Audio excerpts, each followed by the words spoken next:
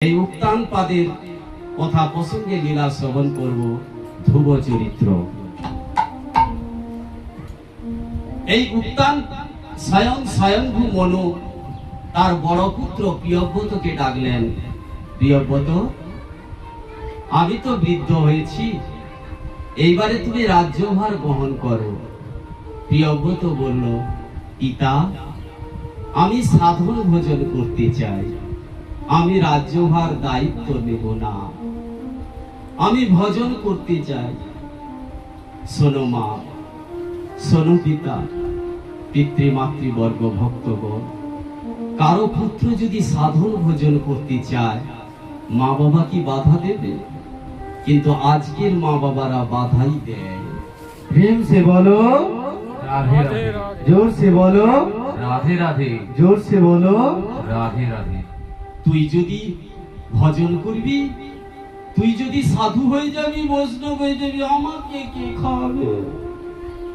তুই ইনকাম করবি, পড়াশোনা করবি, চাকরি করবি, সাধু হয়ে গেলে আমাকে কে দেখবে? আজকের মা বাবা বাধা দেয়, কিন্তু তাকে শাস্ত্র প্রকৃত মা বাবা বলেনি। শাস্ত্র প্রকৃত মা বাবা তাকেই বলেছে যে তার সন্তানদের ভগবতমুখী ভজনের পথে এগিয়ে দেয়। আজকে স্বয়ংভূ মনু বাধা দিলেন না। পুত্র, তুমি যখন ভজন করতে চাইছো, ভজন করো। এই জগতে দু রকমের জীব জন্মগ্রহণ করে, এক নিম্ন কোটির জীব, এক উত্তম কোটির জীব। নিম্ন কোটির জীব কারা? যারা বারে বারে জন্মগ্রহণ করেছে, নরক ভোগ করেছে, আবার জন্মগ্রহণ করেছে। তারা যদি যতই তাদেরকে ভগবত কথা শোনাও, তবু তাদের ভালো লাগে না, তারা সঠিক পথে কখনোই আসতে চায় না।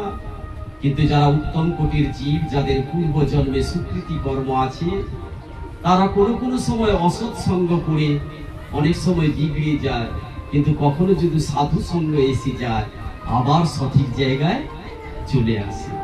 राधे राधे। তাদের বেশি সময় লাগে না। সেই জন্য কেউ ভজনের কথা বলেনি প্রিয়ব্রতকে, কিন্তু প্রিয়ব্রত ভজনের জন্য চলে গেলেন। এদিকে রয়ে গেলেন উত্তানপাদ। উত্তানপাদকে ডাকলেন। উত্তানপাদ, দাদা যেহেতু রাজ্যের দায়িত্ব নিল না, তুমি তাহলে দায়িত্ব নাও, তুমি রাজা হও। উত্তানপাদ রাজা হলেন, দায়িত্বভার পালন করছে। উত্তানপাদ প্রথমে একজনকে বিবাহ করেন, তার নাম সুনীতি। পরবর্তীকালে এই উত্তানপাদ আবার বিবাহ করেন সুরুচি নামে এক নারীকে। আমি আজকে লীলার তত্ত্ব কথাটা প্রথমেই বলবো, এই লীলার তত্ত্বটা কি, তারপরে লীলা বিস্তার করব। উত্তানপাদ মানে যার মাথা নিচের দিকে, যার পা উপর দিকে, তাকেই বলা হয় উত্তানপাদ। তাহলে তত্ত্বগত ভাবে আপনারা ভাবুন, আমরা সবাই উত্তানপাদ। আমরা জন্মের সময় সবাইয়ের মাথা নিচের দিকে ছিল, পা ছিল উপর দিকে। তত্ত্বটা শ্রবণ করুন, তাহলে আমরা সবাই উত্তানপাদ।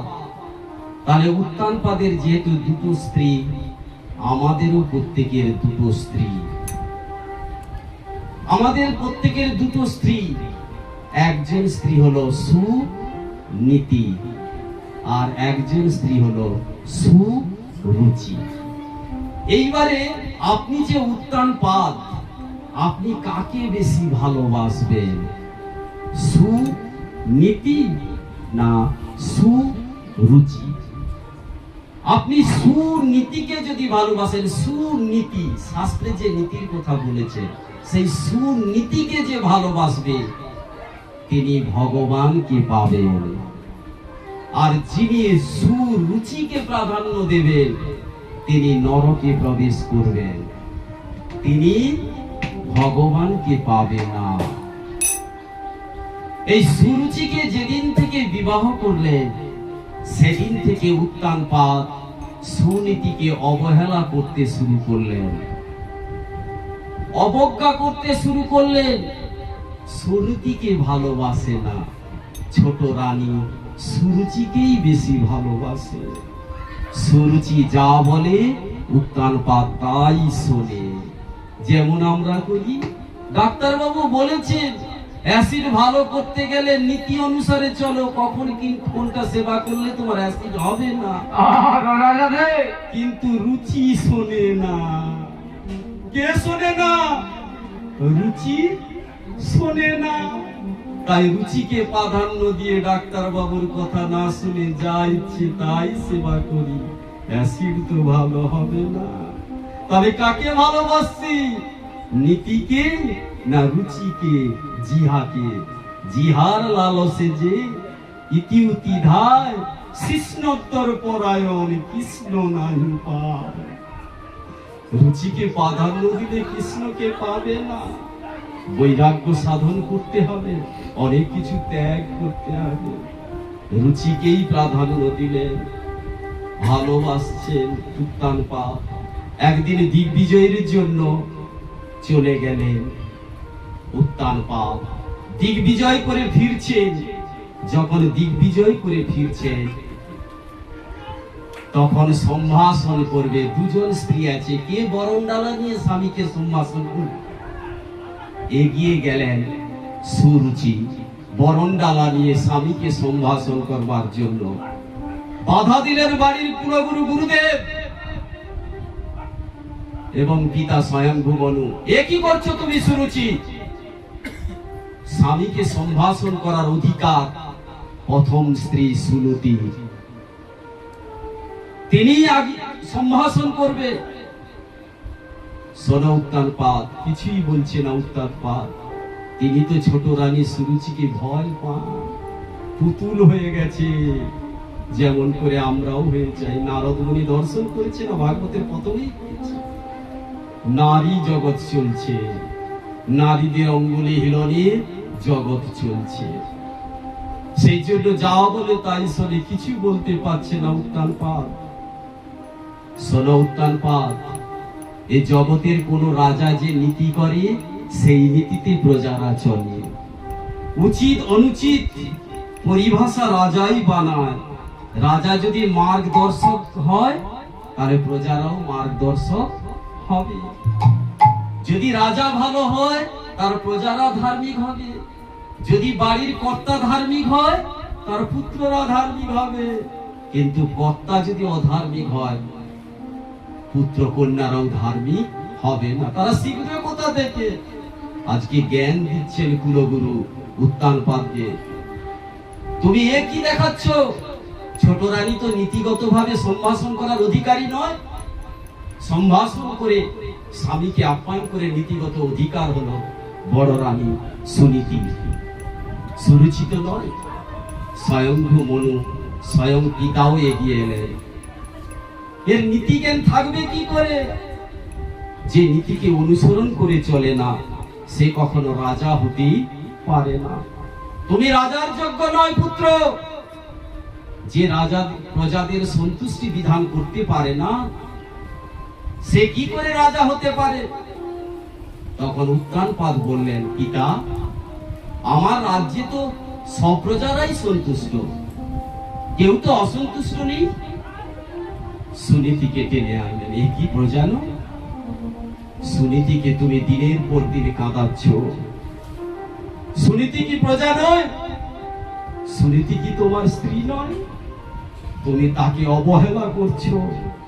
তার প্রতি তোমার আর ভালোবাসা নেই, তুমি শুধু সুরুচিকেই ভালোবাসো। তাকে তুমি অবজ্ঞা করছো, তুমি সঠিক করো না।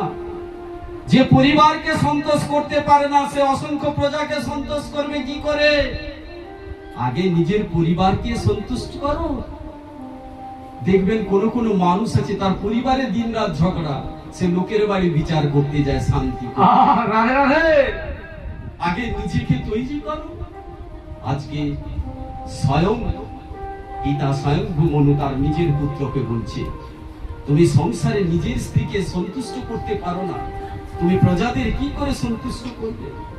অপরাধের ক্ষমা হয়, পাপের ক্ষমা হয় না। শোনো উত্তানপাদ, অপরাধের ক্ষমা হয়, পাপের ক্ষমা হয় না, তার জন্য প্রায়শ্চিত্ত করতে হয়। স্বয়ং ব্রহ্মা পর্যন্ত প্রায়শ্চিত্ত করবার জন্য কলিযুগে এলেন হরিদাস ঠাকুর নামে, ভগবানের চরণে অপরাধ করে ফেললেন, তার গোপ বালক ধেনু বৎসগুলোকে চুরি করে নিয়ে, তার প্রায়শ্চিত্ত করতে হবে। এ তুমি ভুল পথে যাচ্ছ উত্তান পাপ, তুমি সঠিক মার্গে চলো। তুমি তো সুরুচির পরামর্শে তার কথা মতো চলছো, কিন্তু উত্তান পাদ কিছুই কর্ণে প্রবেশ করলো না। যারা নারীর পরামর্শে জ্ঞান তাদের প্রবেশ করে না,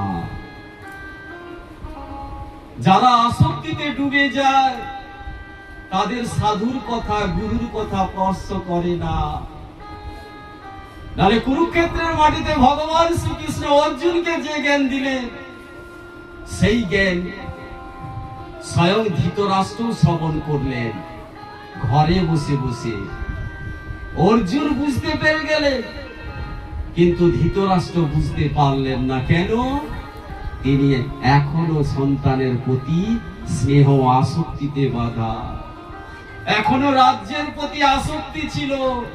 সেই জন্য সঞ্জয় সমস্ত কথা ধৃতরাষ্ট্রকে বললেন গীতা জ্ঞান, কিন্তু ধৃতরাষ্ট্রের কর্ণে প্রবেশ করলো না। এখানে উত্তান পাদেও কর্ণে প্রবেশ করলো না। সেই সুরুচির পরামর্শে সুনীতিকে প্রাসাদ থেকেও বেরিয়ে যেতে হলো। প্রাসাদের বাইরে একটা ছোট্ট কুটির করে দিয়েছিল উত্তান পাদ, সেই কুটিরে সুনীতি থাকতেন, আর প্রাসাদের মধ্যে থাকতেন আস্তে আস্তে করে আস্তে আস্তে। সেই প্রাচীর গর্ভ থেকে যিনি জন্মগ্রহণ করলেন তার নাম হলো উত্তম। এই সুনীতির সন্তান ধ্রুব রাজপ্রাসাদে খেলতে আসত, ভাইয়ের সঙ্গে উত্তমের সঙ্গে খেলাধুলো করত, প্রতিদিনই খেলাধুলো করত। একদিন ধ্রুব মহারাজ এসে দেখলেন, ধ্রুব এসে দেখছেন যে স্বয়ং পিতার কোলে উত্তম বসে খেলছে। ধ্রুব ভাবছে, বাবা তো আমার, কিন্তু বাবা আমাকে কেন কোনোদিন কোলে নেয় না? ভাইকে সব সময় আদর করে, কিন্তু আমাকে তো কোলে নিয়ে আদর করে না। আমাকে কেন কোলে নিয়ে আদর করে না? আজকে আমি বাবার কোলে বসবো, কিন্তু উত্তানপাদ কেন কোলে করে না? সুরুচির ভয়ে, সুরুচির ভয়ে নিজের পুত্রকে পর্যন্ত কোলে নিতে পারে না। আজকে ছুটে গেলেন বাবার কাছে, বাবা বাবা আমাকে একটু কোলে নাও না বাবা, তুমি ভাইকে প্রতিদিন কোলে নাও, আমাকে একটু কোলে নাও না বাবা। পিতার ইচ্ছে হলো সন্তানকে কোলে নিতে, কিন্তু সুরুচির ভয়ে কোলে নিতে পারলো না।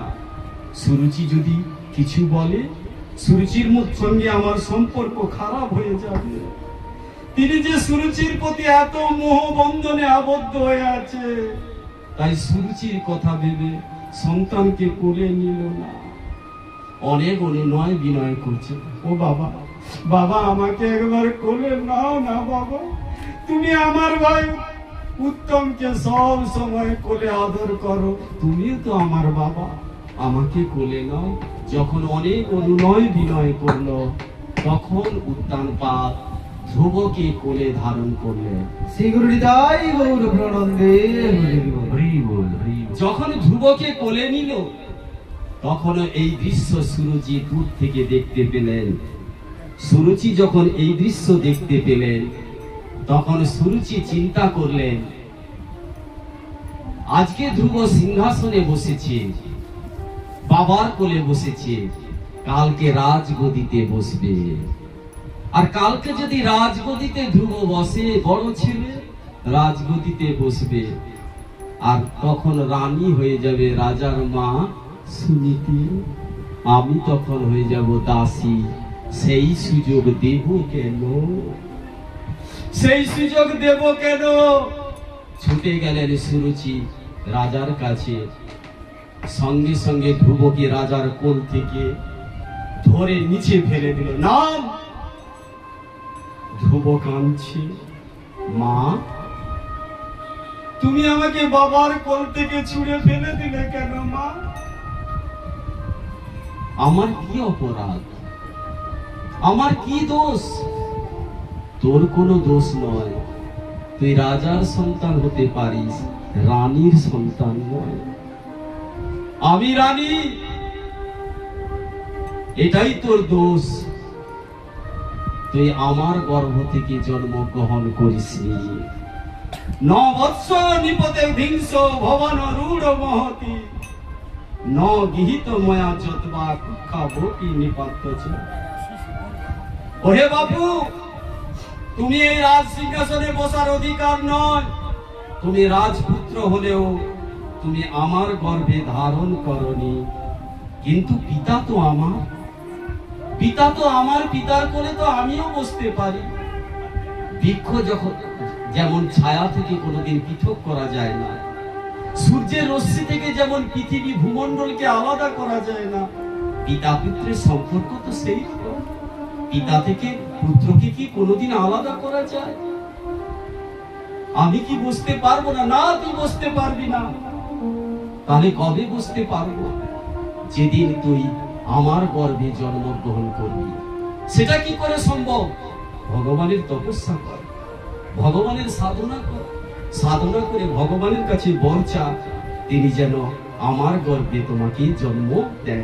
তপস্যায় আরাধ্যাং পুরুষং তসৈব অনুগয় নমো গর্ভে তং সাধ্যয়তাং যদুচ্ছ্বাসি নিপাসনম। আমার গর্ভে জন্মগ্রহণ করবি, তবেই তুই এই রাজার কোলে বসতে পারবি। ধ্রুবের মায়ের কথাটা খুব হৃদয়ে লাগলো, ক্ষত্রিয় তো হৃদয়ে লাগলো। কাঁদতে কাঁদতে ছুটে গেল মায়ের কাছে। সমস্ত চোখ দিয়ে অঝর নয়নে জল পড়তে শুরু করলো, বক্ষ ভিজে গেল, অধরটা কম্পন করছে। মায়ের কাছে ছুটে গেল। মা তখন পুত্রকে জিজ্ঞেস করছে, শুনিতি তনয়ে হেরি বিষণ্ণ বদন, তুলি নিজ বক্ষে মুখ করে ন চুম্বন। মাতার আদরে ধ্রুব কাঁদে উচ্চে স্বরে,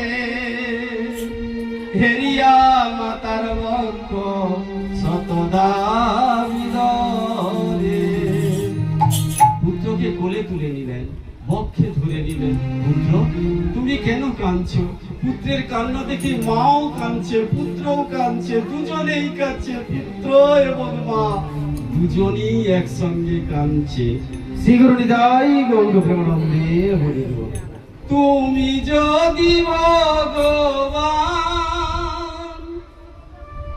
ভক্তেরি প্রাণ, তবে কেন দুঃখ দাও দয়াময়, তবে কেন দুঃখ দাও? তুমি যদি ভগবান দুঃখেরি সার, তবে কেন দুঃখ দাও গো দয়াময়, তবে কেন দুঃখ দাও? তুমি যদি ভগবান ভক্তেরি প্রাণ,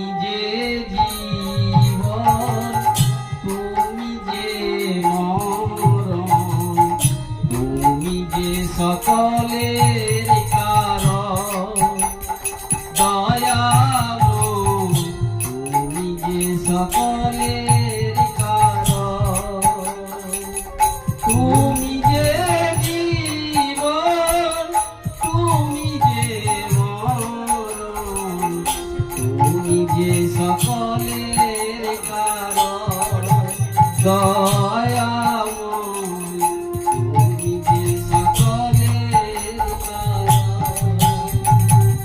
তুমি যদি ভগবান ভক্তি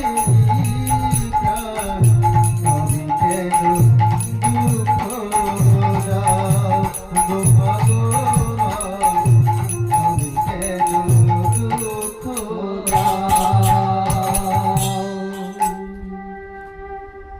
কি কেন ফেলে দিল মা? কেন আমাকে কোল থেকে ফেলে দিল? আমাকে কেন বসতে দিল না? আমাকে কোল থেকে পুত্র দুঃখ নিবারণ করো। এ দোষ তোমার নয়, এ দোষ আমাদের ভাগ্যে। তেজ দুঃখ বাপ তুমি, কি দোষ তোমারও? ভাগ্য দোষে জন্মিয়াছ উদরে আমার। তুমি ভাগ্য দোষে আমার গর্ভে জন্মগ্রহণ করেছ। রাজার মহিষী আমি, তুমি রাজপুত্র। আমাদের এত দুঃখ হয় কর্মসূত্র। এখনই কি বললেন মা সুরতি? একবারও কিন্তু নিজের স্বামীকে দোষারোপ করলেন না। একবার কিন্তু বললেন না পুত্র তোর ভাগ্য খারাপ, সেই জন্য তোকে এত কষ্ট পেতে হচ্ছে। বললেন এটা আমাদের কর্মফল ভোগ হচ্ছে। আমরা পূর্ব জন্মে কোনো না কোনো খারাপ কর্ম করেছি, যার ফলে তোকেও কামতে হচ্ছে, আমাকেও কামতে হচ্ছে। জানো জানো মা, ছোট মা কি বলেছে জানো? যদি এই বাবার কোলে বসতে চাস, ভগবানের সাধনা কর, ভগবানের ভজন কর। ভগবানের ভজনা করে ভগবানকে চাইবি, আর ছোট মার গর্ভে জন্মগ্রহণ করলে তবেই নাকি আমি এই সিংহাসনে বসতে পারবো। দেখুন মা সুরতি কি বললেন। বললেন ঠিক বলেছে, ছোট মা ঠিক বলেছে। এই জগতে যিনি অনন্ত কোটি বিশ্ব ব্রহ্মাণ্ডের মালিক, তার যে ভজন করে, যে তার যে সাধন করে, তুই এই বাবার কোলে কি বুঝবি? সে অনন্ত কোটি বিশ্ব ব্রহ্মাণ্ডের মালিক তোকে বলে দেবে। সেই কোলে তুই বসতে পারবি, তার যে ভজন করে, তার যে তপস্যা করে। কর বাচা শ্রীহরি চরণ পূজন, পাইবে সে পুণ্য বলে সুখের জনম। দয়ার সাগর তিনি ভকত বৎসল, পুজিলে তাহারে লাভ হয় সর্বফল। সোনপুত্র, তাকে যদি কেউ পূজন করে সব লাভ হয়, সুখের জন্ম হয়। তার কাছে সাধন ভোজন করলে সব কিছু পাওয়া যায়। তাহলে মা, তাহলে কি তপস্যা করতেই হবে? ভগবানের কি ভজন করতেই হবে? বলছে হ্যাঁ, তাকে ভজনা করলে এই জগতের সব কিছু আশা পূর্ণ হয়। করতেই হবে, সাধন করতেই হবে। মা, সেই শ্রীহরির ভজন কেমন করে করতে হয় মা? শ্রীহরির ভজন কিভাবে করতে হয় তা তো জানি না বাবা, কিন্তু শুনেছি সাধুরা বনে থাকে, সাধন করে, আর সেই সাধুতে বনে গিয়ে সেই সাধুদেরকে সন্তুষ্ট করলে তারাই ভগবত ভক্তির রাস্তা দেখিয়ে দেয়। আর তাদের কৃপা হলে, সাধুদের কৃপা হলে তবেই সেই ভগবানকে পাওয়া যায়। এটাই জানি বাবা, আর তো আমি কিছু জানি না। তাই স্বয়ং মৈত্রীমুনি বিদুর প্রভুকে বললেন। সুনীতি যখন ধ্রুবকে এই কথা বললেন, ধ্রুব কিন্তু মায়ের এই কথাটা অন্তরে নিয়ে নিলেন, গ্রহণ করে নিলেন ধ্রুব। সেই জন্য রাতের অন্ধকারে তিনি সিদ্ধান্ত নিয়ে নিলেন, কোনো কাজ করব পরে রাখতে নেই।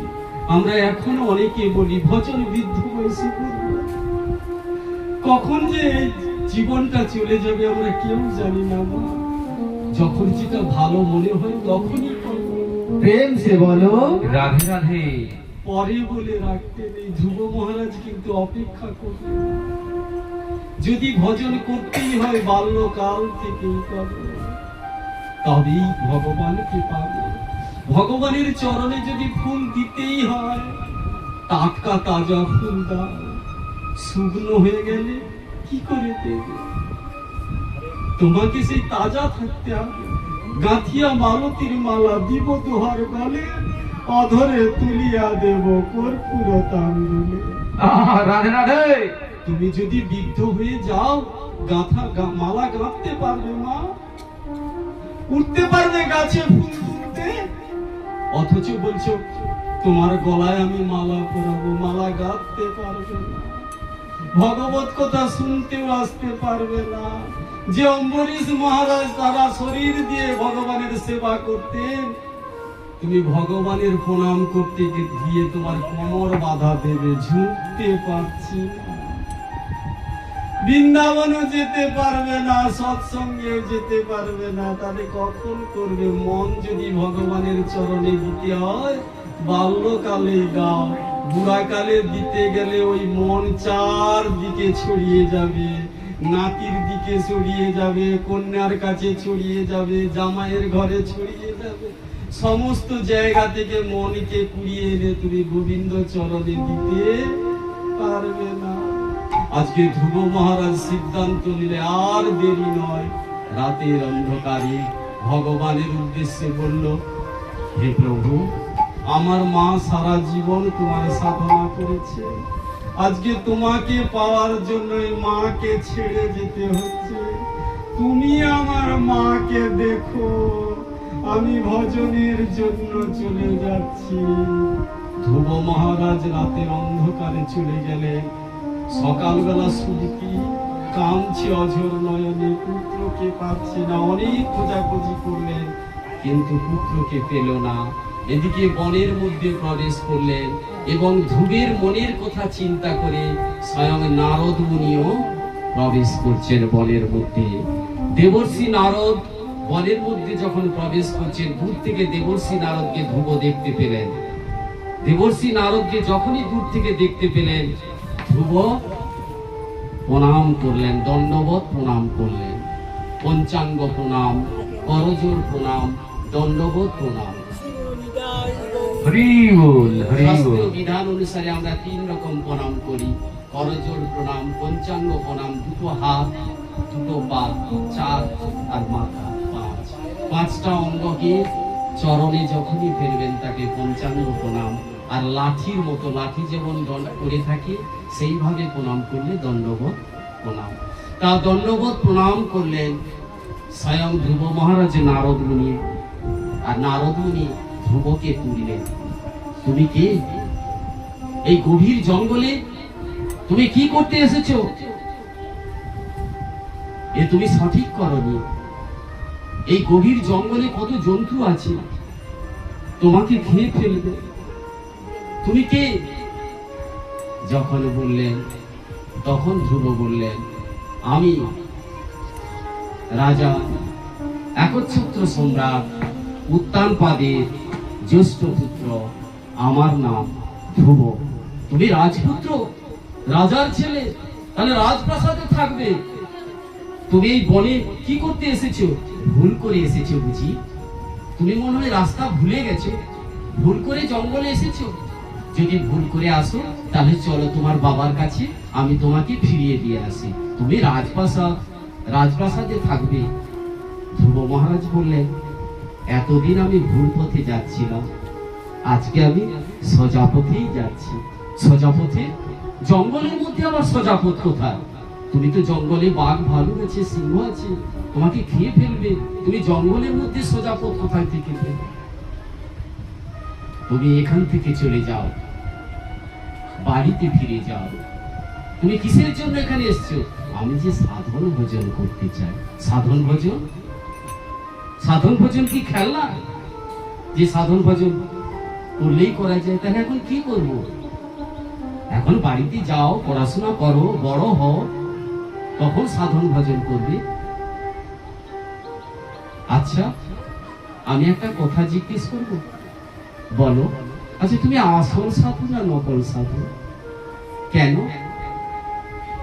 আমি মায়ের মুখে শুনেছি সাধুরা জীবকে ভগবত চরণের দিকে নিয়ে যায়, আর আমি ভগবত ভজন করতে চাইছি, তুমি আমাকে ঘরে ফিরিয়ে দিতে চাইছো।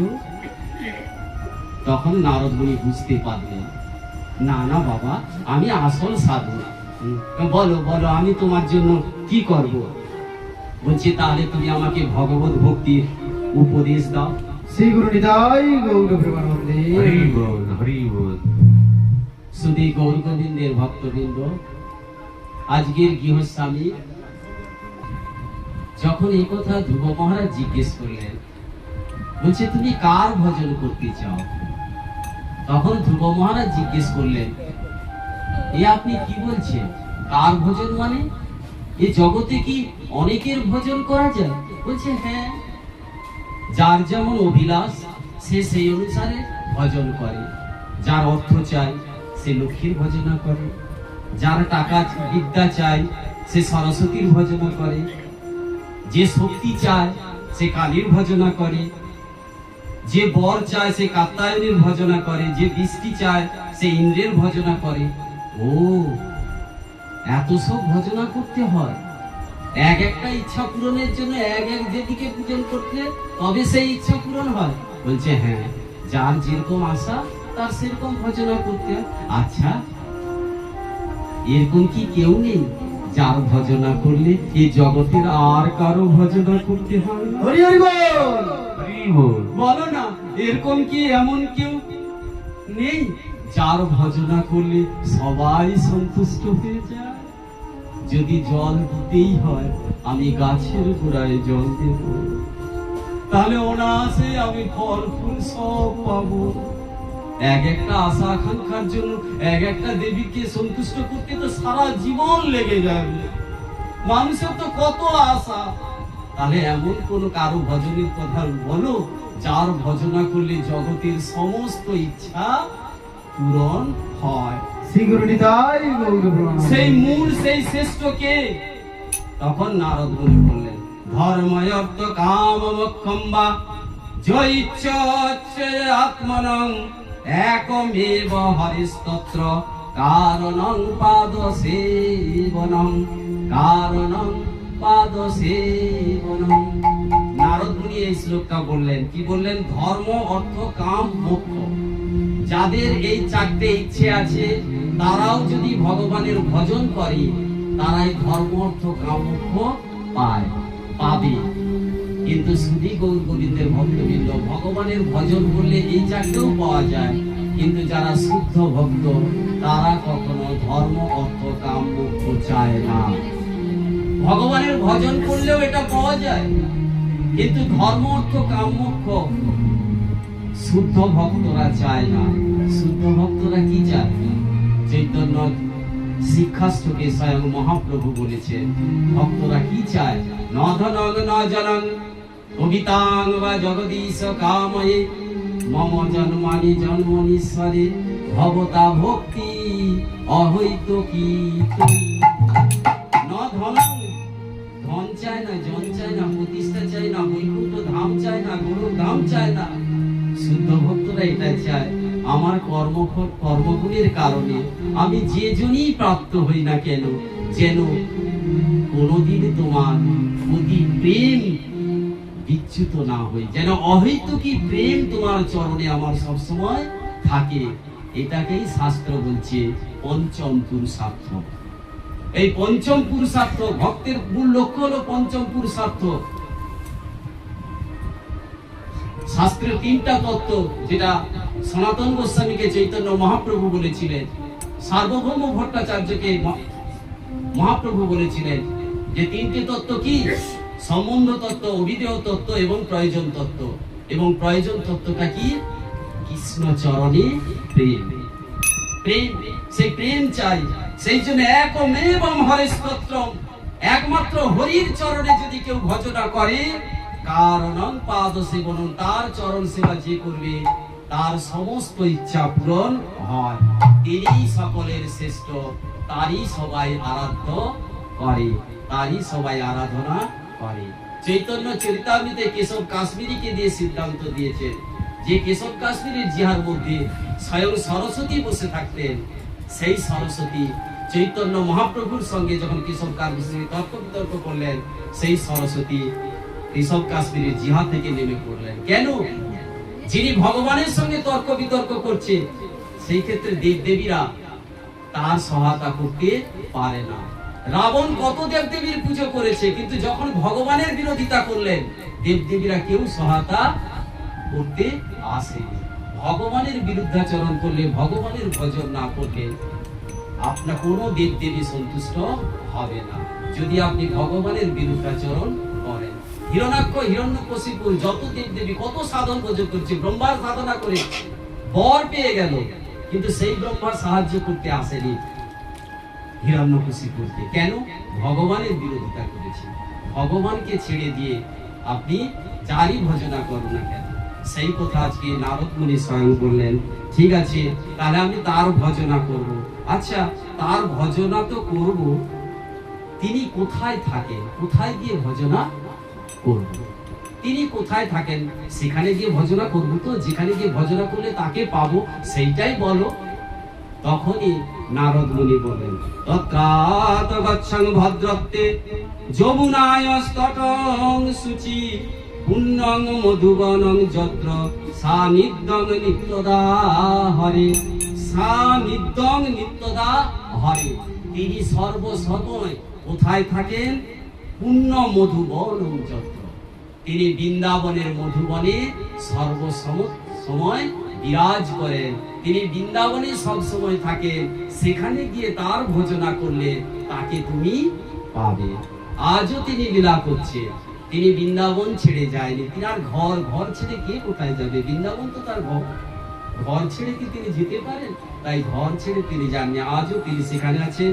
আচ্ছা, যখন এই কথা নারদ মুনি যখন এই কথা বললেন, তখন ধ্রুব মহারাজ আর একটা প্রশ্ন করলেন, আচ্ছা আমি বৃন্দাবনে তিনি থাকেন, বৃন্দাবনে গিয়ে আমি সাধনা করব, ভজন করব, তিনি আমার সামনে এলো, তাকে চিনবো কি করে? তার স্বরূপটা বলো, যেন তাকে সামনে এলে বুঝতে পারি তিনি আমার প্রভু।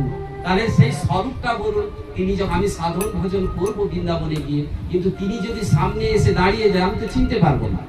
তাহলে তিনি কেমন দেখতে, সেই স্বরূপটা বলুন। শ্রীবৎস শঙ্খ ঘন শ্যামং পুরুষং বনমালিনম শঙ্খ চক্র গদা পদ্মং অভিব্যক্তং চতুর্ভুজং।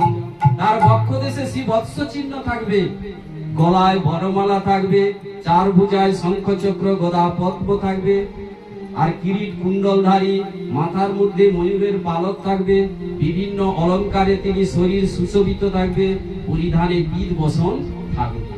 এই রূপ দেখলে তুমি ভাববে তিনি স্বয়ং আপনার সামনে উপস্থিত হয়েছে। যখন এই কথা বললেন, ধ্রুব কিন্তু ছেড়ে দেননি। সেই জন্য সাধুগুরু বৈষ্ণব এলে এক এক করে সব জিজ্ঞেস করবেন। ধ্রুব জিজ্ঞেস করছে, আচ্ছা ঠিক আছে, তার ভজন করব, তাকে সাধন করব, তাকে করব, কিন্তু কিভাবে ভজন সাধন করব সেইটা বলে দাও। আমি তো শুনেছি মন্ত্র ছাড়া নাকি ভজন হয় না। তাকে কি নামে ডাকবো, কিভাবে ভজন করব সেটা বলো। তখন নারদ মুনি বলছে, সেটা বলা যাবে না। বলছে কেন?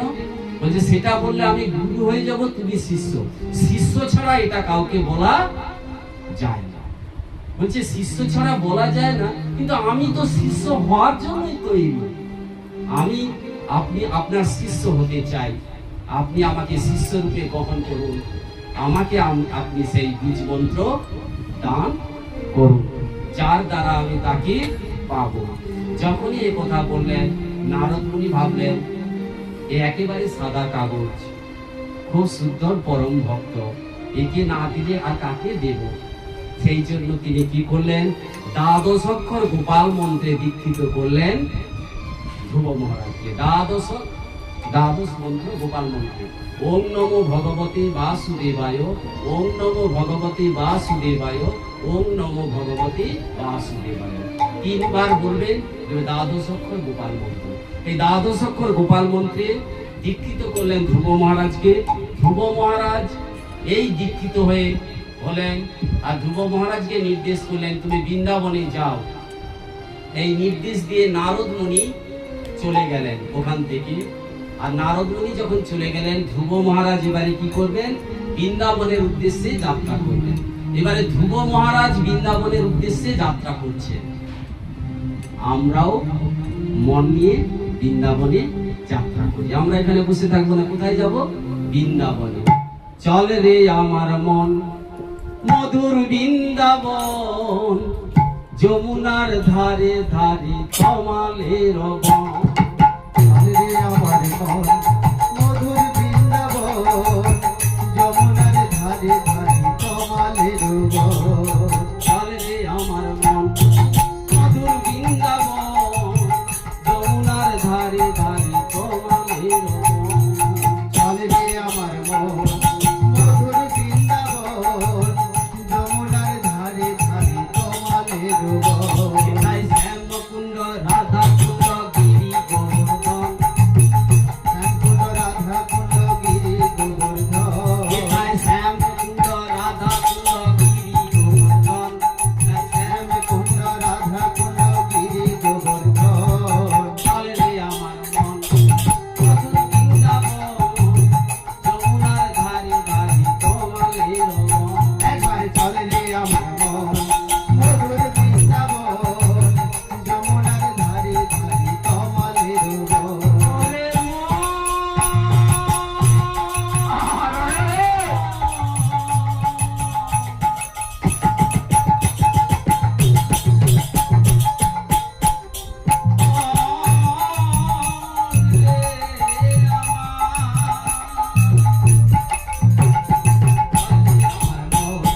মধুর বৃন্দাবন, যমুনার ধারে ধারে কমালের বন। একবার চল রে আমার মন মধুর বৃন্দাবন, যমুনার ধারে ধারে কমালের বন। যেথায় গিরি ঘাট বংশী বর নিকুঞ্জ কানন, যেথায় গিরি ঘাট বংশী বর নিকুঞ্জ কানন, যেথায় গিরি ঘাট বংশীধর নিকুঞ্জ কানন। যেথায় গিরি ঘাট বংশী বর নিকুঞ্জ কানন। সেটাই কেশে ঘাট বংশীধর নিকুঞ্জ কানন। চল রে আমার মন মধুর বৃন্দাবন, যমুনার ধারে ধারে কমালের বন। একবার চল রে আমার মন মধুর বৃন্দাবন, যমুনার ধারে ধারে কমালের বন। যেথায় নিত্য লীলা করেন আমার গোপ গোপীর ধন, যেথায় নিত্য লীলা করেন আমার গোপ গোপীগণ। যেথায় নিত্য লীলা করেন আমার গোপ গোপীর ধন। সেটাই নিত্য লীলা করেন আমার গোপ গোপীগণ। চলে আমার মন মধুর বৃন্দাবন, যমুনার ধারে ধারে কমালের বন। একবার চল রে আমার মন মধুর বৃন্দাবন, যমুনার ধারে ধারে কমালের বন। একবার চল রে আমার মন মধুর বৃন্দাবন, যমুনার ধারে ধারে কমালের বন। একবার চল রে আমার মন মধুর বৃন্দাবন, যমুনার ধারে ধারে কমালের বন। এদিকে নারদ মুনি ধ্রুবকে নির্দেশ দিলেন বৃন্দাবনের উদ্দেশ্যে যাত্রা করে সাধন ভোজন করতে। আর এদিকে নারদ মুনি ওখান থেকে ফিরে এসে উত্তানপাদে রাজপ্রাসাদে প্রবেশ করলেন। উত্তানপাদে রাজপ্রাসাদে যখন প্রবেশ করলেন, উত্তানপাদ মনমরা হয়ে বসে আছে, দুঃখিত হয়ে। তখন উত্তানপাদকে বললেন, আপনি এত দুঃখিত কেন? আপনি কেন এত কাঁদছেন? বলছে, আমি কি ভুল করেছি? আমি আমার স্ত্রী, ছোট স্ত্রী কথা শুনে আমি নিজের সন্তানকে পর্যন্ত কোলে ধারণ করিনি। তিনি অভিমানে ক্রুদ্ধ হয়ে বাড়ি ছেড়ে চলে গেছে, তিনি বনে চলে গেছে। আমার পুত্র এখন কি সেবা করছে, কি খাচ্ছে? আমি এ কি ভুল করেছি? পিতা হয়ে পুত্রের প্রতি কর্তব্য করলাম না, কেবলমাত্র একজন নারীর মোহে আবদ্ধ হয়ে পিতা হিসাবে যে কর্তব্য করা উচিত সেটাও আমি পুত্রের প্রতি করিনি। এ আমি বড় ভুল করেছি না, সেই জন্য আমি দুঃখ করছি।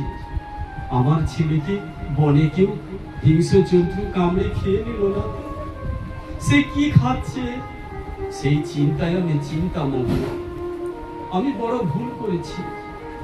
উত্তানপাদকে নারদ মুনি বললেন, তুমি চিন্তা করো না, তোমার পুত্রের কিচ্ছু হবে না, তোমার পুত্রদের দেবতারা রক্ষা করবে। তুমি তোমার পুত্রের মাহাত্ম্য জানো না, সে অত্যন্ত শক্তিশালী। লোকপালগণ যেটা করতে সামর্থ্য নয়, তোমার পুত্র সেটা করতে সামর্থ্য। তুমি চিন্তা করো না পুত্রের ব্যাপারে, তোমার এই পুত্রের কারণে তোমার নাম যশ জগতে প্রচার হবে। তুমি এই পুত্রের কথা চিন্তা করো না, যাকে তুমি অবহেলা করেছো, জগতে তারই জন্য তোমার নাম প্রচার হবে। তুমি प्रेम से बोलो, राधे राधे जोर से बोलो। राधे राधे। আর এদিকে নারদ মুনি উত্তানপাদকে বোঝালেন, আর ধ্রুব মহারাজ মধুবনে গেলেন। মধুবনে গিয়ে প্রথমে যমুনায় স্নান করলেন।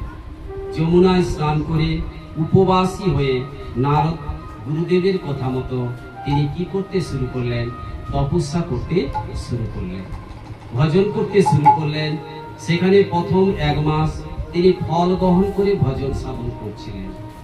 পরবর্তী মাসে, দ্বিতীয় মাসে 6 দিন অন্তর অন্তর কেবল শুষ্ক ঘাস পাতা খেয়ে তিনি সাধন করতে শুরু করলেন। তারপরে 9 দিন অন্তর অন্তর কেবলমাত্র জল পান করতে শুরু করলেন। আর জল পান করলেন, তারপরে জলপানও করা বন্ধ করে দিলেন। যিনি ভগবানের শরণ গ্রহণ করেন, ভগবান তার ভক্তকে ঠিক রক্ষা করেন। তারপরে কি করলেন? বায়ু পান করে জীবন ধারণ করতে শুরু করলেন, বায়ু পান করে তপস্যা করলেন। যখন বায়ু পান করে ধ্যান করতে শুরু করছেন, তখন অন্তরে হঠাৎ করে তিনি কি দেখতে পেলেন? ভগবানকে দর্শন করতে শুরু করলেন। অন্তরে সতত জাগে কৃষ্ণ দর্শন, নাহি কষ্ট কিছু মনে যোগে দিল মন। গুরুদেব, গুরুদেব, গুরুদেব, আমি কৃষ্ণ দর্শন করেছি, আমি আমার অন্তরের মধ্যে প্রভুকে দর্শন করেছি। গুরুদেবের নাম স্মরণ করে আবার ভজন করতে শুরু করলেন। অন্তরে দর্শন করেছি, সাক্ষাৎ তো দর্শন করিনি। আমি সাক্ষাৎটাকে দর্শন করতে চাই। অন্তরে দর্শন করলেন, আবার সবকিছু ছেড়ে দিয়ে এক পায়ের উপর ভর করে তিনি তপস্যা করতে শুরু করলেন। কঠোর তপস্যা, অনশন ব্রত পালন করছেন। অনশনে 1 মনে দিবানিশি ধরি বলিতে থাকেন ধ্রুব সদা হরি হরি নারায়ণ হরি, হে নাথ নারায়ণ জয় গোপাল কৃষ্ণ মুরারি, জয় গোপাল কৃষ্ণ মুরারি, हे नाथ नारायण हरि, हे नाथ नारायण हरि। জয় যাদব মাধব মুকুন্দ কৃষ্ণ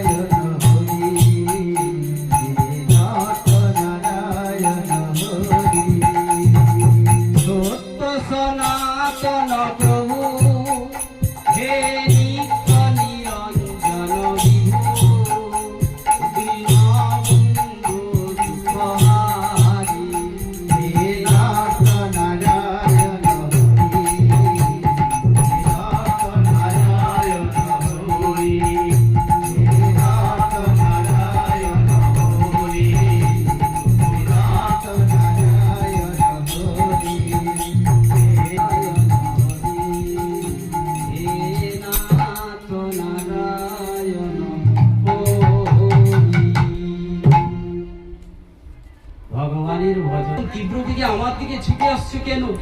হে প্রভু, আপনার এক ছোট্ট ভক্ত কঠোর তপস্যা বলে সকলের শ্বাস প্রশ্বাস রুদ্ধ করে দিয়েছে, আমাদেরও শ্বাস রুদ্ধ হয়ে যাচ্ছে। আপনি রক্ষা করুন, তার তপস্যা ভঙ্গ করুন, তাকে আপনি দর্শন দিন, তাকে আপনি কৃপা করুন। তাকে কি কৃপা না করলে এ পৃথিবী ধ্বংস হয়ে যাবে, সমস্ত জীব তারাও বাঁচতে পারবে না। ঠিক আছে, তোমরা চিন্তা করো না, আমি নিশ্চয়ই সেই ভক্তকে, আমার সেই ভক্তকে দেখতে যাব, দর্শন করতে যাব। শুনিয়া সবার বাণী বৈকুণ্ঠের প্রতি, মধুর হাসিয়া কন দেব গণপতি। সাধ্য সাধিল শিশু কঠোর সাধন, অবিলম্বে দিব আমি তারে দর্শন। অবিলম্বে আমি তাকে দর্শন দিতে যাব, তোমরা চিন্তা করো না। আমি তার কাছে যাব, তাকে দর্শন দিয়ে তার ধ্যান মগ্ন করব, আর সমস্ত জগৎকে আমি রক্ষা করব। তোমরা নিশ্চিন্তে তোমরা তোমাদের নিজ নিজ স্থানে যাও। এই বললেন, সবাইকে পাঠিয়ে দিলেন। শ্রী গুরু নিতাই গৌর প্রেমানন্দে হরি হরি বল। হরির সম্মুখে গেলেন। সম্মুখে এসে ধ্রুব মহারাজকে ডাকছেন, ধ্রুব তুমি ওঠো, ধ্রুব তুমি ওঠো, ধ্রুব তুমি ওঠো। স্বয়ং ভগবান এলেন, ধ্রুবর ধ্যান ভঙ্গ করতে চাইলেন। মা, ধ্রুবর কি ধ্যান ভঙ্গ হয়ে গিয়েছিল? হয়। কেন? এখানে একটা সিদ্ধান্ত গ্রহণ করুন। আমরা তো সবাই ভজন সাধন করি, সবাই পূজা অর্চনা করি, কিন্তু বাইরে যে যা কথা বলে সব শুনতে পাই। তার মানে প্রমাণ কি?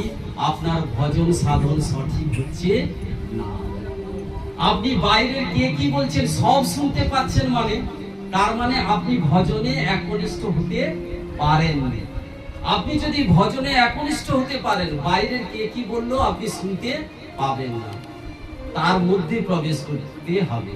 দেখবেন কেউ ভূতের ছবি দেখে, সিনেমা দেখে, ওটা কিন্তু ভূতের সত্যিকারের ভূত নয়, কিন্তু দেখুন এমন একনিষ্ঠ হয়ে যায়, তিনি ভয়ে কাঁপতে থাকেন। পাশে কেউ ধপাস করে উঠলে চিৎকার করে উঠে, তার মানে কি? উনি কিন্তু ওই ভূতের যে ছবিটা দেখছিলেন ওর মধ্যে একনিষ্ঠ হয়ে গিয়েছে। ভজনেই সে একনিষ্ঠ হতে হবে। শ্রী গুরু নিতাই গৌর প্রেমানন্দে হরি হরি অনেক বল। আমরা সিনেমা দেখি, কিছু মানুষ সিনেমার দুঃখের সিন দেখে বসে বসে কাঁদে, আর কিছু মানুষ পাশে বসে বসে হাসে, বলছে তাপস পাল দুঃখের অভিনয় করছে টাকা পাওয়ার জন্য। এই মেয়েটা দেখ বসে বসে কাঁদছে, ও মিথ্যা টাকা পাওয়ার জন্য মিচ্ছামিছি কাঁদছে, তার কান্না দেখে কাঁদছে। কিন্তু তিনি তাপস পালকে দেখেননি, তিনি দেখেছেন সেই লীলাতে। সেই জন্য সবসময় লীলাতে প্রবেশ করুন, সে অন্তরে প্রবেশ করুন। তিনি তার মধ্যে প্রবেশ করেছেন, ওই একনিষ্ঠ হতে হবে। ধ্রুব সাধন ভজনে একনিষ্ঠ এত হয়েছিলেন, অন্তরের মধ্যে ভগবানকে দর্শন করছেন, সামনে স্বয়ং ভগবান এসে ডাকছেন, শুনতে পাচ্ছে না। তিনি কাকে দেখছেন? অন্তরে তাকে দর্শন করছেন। ভগবান বুঝতে পারলেন, কি করলেন? ভগবান তখন কি করলেন? অন্তর থেকে তিনি নিজেকে সরিয়ে নিলেন। যখনই অন্তর থেকে নিজেকে সরিয়ে নিলেন, কোথায় গেল? আমি যাকে অন্তরে দেখছিলাম তে কোথায় গেল? যখনই তাকিয়েছে, সামনে দেখছেন শঙ্খচক্র গদা পদ্মধারী স্বয়ং ভগবান সামনে দাঁড়িয়ে আছে। যখন দাঁড়িয়ে আছে দেখে সেই ধ্রুব মহারাজ কিভাবে স্তুতি করবেন, কিভাবে তার কথা বলবেন সেটা বলতে পারছে না। আমরা এত বড় বড় শিক্ষিত হই, MA BA পাস করি, বড় বড় পণ্ডিত হই, আমাদের সামনে যদি কোনো মহৎ ব্যক্তি এসে দাঁড়িয়ে যায়, তাকে কিভাবে আপ্যায়ন করব, তার সঙ্গে কি বলে কথা বলবো, সেটা আমরা অনেকেই বুঝতে পারি না। কিন্তু ধ্রুব মহারাজের সামনে অনন্ত কোটি বিশ্ব ব্রহ্মাণ্ডের মালিক, যার সাধন ভজন করেছে, তিনি সামনে দাঁড়িয়ে আছে, তাকে যে কিভাবে সম্ভাষণ করবে, কিভাবে তার স্তুতি করবে, ধ্রুব মহারাজ বুঝতে পারলেন না। যখন তিনি কিছুই বুঝতে পারলেন না, তখন ধ্রুব মহারাজের অন্তরের কথাটা ভগবান জানতে পারলেন। তিনি তো ভাবগ্রাহী জনার্দ, তিনি ভক্তের অন্তর কথা জানতে পারলেন। তখন কি করলেন? হাতের শঙ্খটা ধ্রুবের কপালে স্পর্শ করে দিল। যেই ধ্রুবের কপালে স্পর্শ করে দিল, ভগবানের শঙ্খের স্পর্শে ধ্রুব ধ্রুবের অন্তরে সঙ্গে সঙ্গে বেদ বেদান্তের পুরাণের জ্ঞান প্রবেশ করে গেল। শ্রী গুরু নিতাই গৌর প্রেমানন্দে হরি হরি বল। প্রবেশ হে করে গেল। গিরিধারী কুঞ্জ বিহারী ভক্তির ডাকি সারদা